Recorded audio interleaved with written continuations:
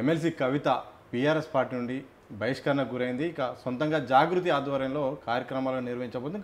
త్వరలో మాత్రం ఇక కొత్త పార్టీ పెట్టబోతున్నట్టు కూడా తెలుస్తుంది. దాని తగ్గట్టు ఏర్పాట్లు కూడా చేస్తుంది. మీకున్న రాజకీయ అనుభవం ప్రకారం తెలంగాణ రాష్ట్రంలో ఇంకా పొలిటికల్ స్పేస్ ఉందా? కవిత రాజకీయ భవిష్యత్తు గురించి ఏమైనా విశ్లేషిస్తే ఏం చెప్తారు? కవిత చిన్న బిడ్డ, నేను మా కళ్ళ ముంగట పెరిగింది.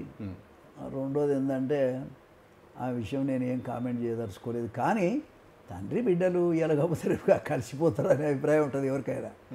రా బిడ్డ రా, నీకేం కావాలో నేను చూస్తారా అంటే అయిపోయి ఆ పరిస్థితి కనపడలే కదా. అదే ఉంటుంది, ఫైనల్గా జరిగేదే గది అంతే. చంద్రశేఖరరావు పిలిచి నీకేం కావాలనో నేను చేస్తారా బిడ్డ అంటే అయిపోయి వచ్చేస్తుంది. అడిగిపోతుంది ఆమె మాత్రం. ఆమె ఏమంటుంది, మాకు నాయకుడు చంద్రశేఖరరావు అంటుంది. అంటుందా లేదా మరి? కాబట్టి ఏదో ఆమె ఎక్కడో హర్ట్ అయింది. హర్ట్ అయిన విషయాన్ని చెప్తా ఉంది. కాలం నిర్ణయం చేస్తుంది అంతే. ఒక గ్రామ స్థాయి నుండి మీరు రాజకీయాలకు వచ్చారు. ఇప్పుడు గ్రామంలో ఎక్కడ చూసినా నలుగురు కలిసినా కానీ స్థానిక ఎన్నికల గురించే డిస్కషన్, అసలు ఎన్నికలు ఉంటాయా, రిజర్వేషన్ ఉంటాయా లేదా, ఎవరిని పోటీ చేయించాలనే దానిపైన మొత్తం ఒక నలుగురు గుంపై కూడా మాట్లాడుకుంటున్నారు.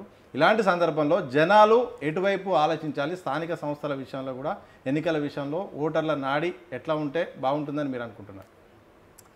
ఇప్పుడు గ్రామాలలో కూడా అభివృద్ధి కదా కావాలి. మరి అభివృద్ధి కావాలంటే 3 ఏళ్ళు గవర్నమెంట్ను వదిలిపెట్టి ప్రతిపక్షానికి ఓటేసి ఆ సర్పంచ్ ఏం చేయాలి? ఏం చేస్తారు? అది ఏమన్నా గడి విక్తారా? ఇక కాదు కదా. ఖచ్చితంగా వాళ్ళు అధికార పార్టీ కోటేసుకోవాలి, అభివృద్ధి చేసుకోవాలి. సర్పంచ్ అంటే మంచి పేరు. దీనికి ఏమి టికెట్స్ కూడా ఉండవుగా. సర్పంచ్ ఎన్నికలలో టికెట్లే ఉండవు, ఇండిపెండెంట్గా పోటీ చేయాల్సిందే కదా.